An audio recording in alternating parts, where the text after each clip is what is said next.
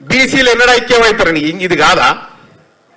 ఇది ఈడ తాజ్ కృష్ణలో మొదలై తాజ్ కృష్ణలో క్లోజ్ అయ్యేది కాదు. ఇది నేను గతంలో కూడా చెప్పిన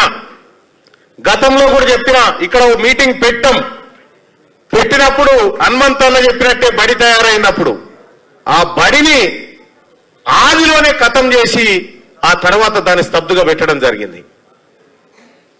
ఇవాళ బీసీ సోదరులారా, ఇంకా మనం బిచ్చగాల లెక్క ఇప్పుడు తీన్మార్ మల్లనకు పదవి నేను చెప్తా ఉన్నా, ఇప్పుడు చెప్తా ఉన్నా, నాకు మంత్రి పదవి ఇచ్చినా తీసుకొని పో, నాకు బీసీలే ముఖ్యం. కానీ నేను నా వ్యక్తిగత ప్రయోజనాలు ఆశించి కాదు ఇక్కడికి వచ్చింది.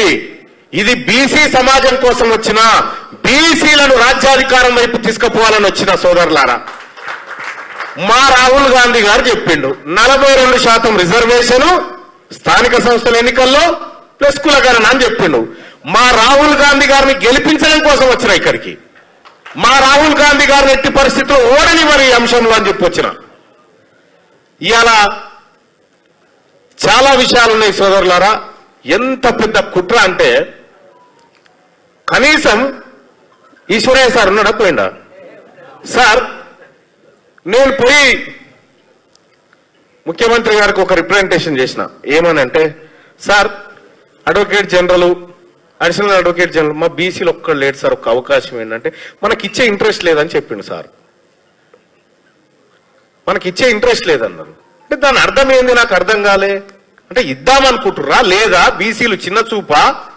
బీసీల ఓట్లు కావాలి, బీసీలు పెట్టేటువంటి బిచ్చం కావాలి, కానీ బీసీలకు మాత్రం అవకాశాలు వద్దా? ఇదెక్కడ అన్యాయం?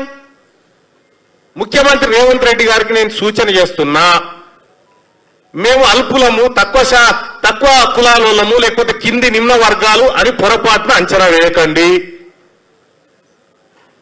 మేము గతంలో లాగా లేము.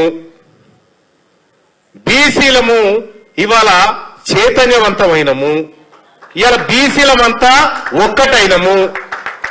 ఇది సప్పట్లు కూడా మేము సప్పగానే కొడతాము.